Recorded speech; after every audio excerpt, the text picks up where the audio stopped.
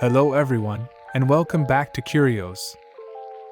Today we're here to take you on an incredible journey through the annals of the Olympics, the most significant sporting event in the world.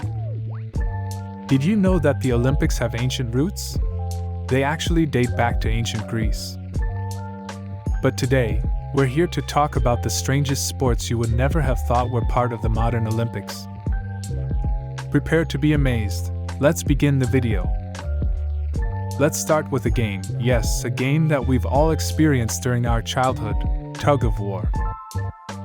It may seem absurd, but this was an official Olympic event between 1900 and 1920. The rules were very simple. 2 teams of 8 men each battled in a titanic struggle of raw strength, tenacity, and technique, aiming to pull the opposing team into their half of the field. Who would have ever thought that a children's game was an Olympic sport? Let's move on to a sport that would be impossible to see today. Live pigeon shooting, a sport uniquely featured in the 1900 Paris Olympics. This strange, cruel, and decidedly unsporting event saw competitors shooting at real pigeons. Fortunately, general outrage put a quick end to this inhumane practice. Today, at the Olympics, rifle shooters have the opportunity to showcase their skills by simply shooting at a colored clay target, clay pigeon shooting. Have you ever heard of rope climbing? This sport was part of the Olympics between 1896 and 1932. Athletes had to climb up a rope for a predetermined distance in the shortest possible time. A test of extreme strength and agility, which would surely have made even today's fittest athletes sweat. Who knows why they removed it? I must confess, I would really have liked to see it. Let's move on to swimming. Today we know that swimming falls into 2 major groups, speed and endurance swimming. But did you know that at the 1900 Olympics, obstacle swimming was practiced? A discipline that made its unique and unrepeatable appearance at the 1900 Olympics. Swimmers had to overcome obstacles like logs and boats along the course, a real water-based path of glory. Now let's take a dip into the past with croquet. Yes, croquet. A sport many of us know as a leisurely garden pastime. But did you know it was an Olympic event in 1900?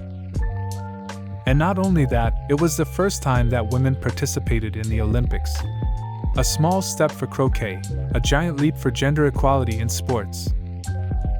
Let's move on to a sport that has made recent history, skateboarding.